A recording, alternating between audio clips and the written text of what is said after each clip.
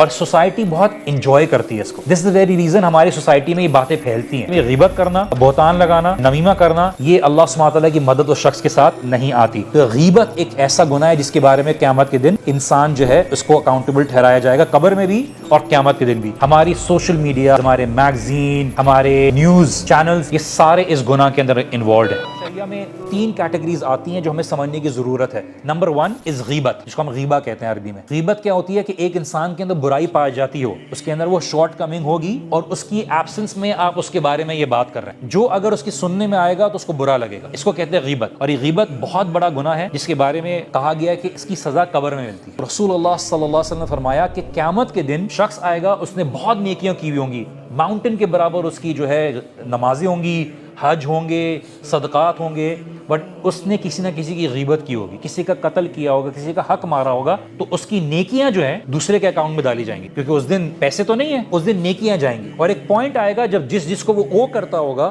اس کی تمام نیکیاں ختم ہو جائیں گی، بٹ ابھی بھی اکاؤنٹ باقی ہوگا، تو دوسروں کے گناہ اس کے اکاؤنٹ میں ڈالے جائیں گے. بیکاز دس از دا یوم الحساب. اس دن حساب برابر کرنا ہے، انصاف کرنا ہے. تو غیبت ایک ایسا گناہ ہے جس کے بارے میں قیامت کے دن انسان جو ہے اس کو اکاؤنٹیبل ٹھہرایا جائے گا، قبر میں بھی اور قیامت کے دن بھی. اس کے علاوہ دوسری کیٹیگری جو ہے نمیمہ، یہ ہماری سوسائٹی میں بڑی کامن ہے. کیا ہے؟ آپ کسی گیدرنگ میں بیٹھے ہوئے ہیں، کسی کا ڈسکشن چلا کہ فراز یا احمد کے بارے میں لوگوں نے باتیں شروع کی، تو پتہ ہے اس نے بڑا لون لے کے گاڑی کو سوپڈ اپ کرایا ہوا ہے، وغیرہ وغیرہ کرایا ہوا ہے، and every body started laughing. اب آپ نے کیا کیا؟ اس میں بیٹھا ہوا ہے احمد گیا ہے اور احمد نے فراز کو بولا کہ تمہیں پتہ ہے تمہاری ایبسنس میں فلاں فلاں ایسی بات کر رہا تھا. اب دوسرے کے دل میں دوسرے کے بارے میں برائی آ گئی. اس نے کیا کیا؟ ایک آلریڈی گناہ ہو رہا تھا غیبت کا، اب اس نے اس کو جا کے یہ غیبت کا جو ہو رہا تھا اس کو بتا دیا، جس کا کوئی بینیفٹ نہیں تھا. بینیفٹ ان سینس آپ بولتے یار be aware of this guy, don't trust this guy, یہ الگ بات تھی، لیکن آپ نے وہ باتیں جو ہوئی ہیں اس کو بتانا شروع کر دی. یہ نمیمہ. رسول اللہ صلی اللہ علیہ وسلم فرمایا کہ نمیمہ کرنے والا جنت میں داخل نہیں ہوگا. تیسرا ہے بہتان، جو ہم نے بات کی، کسی کے بعد جھوٹا ایکوزیشن لگانا. ہماری سوشل میڈیا، ہمارے میگزین، ہمارے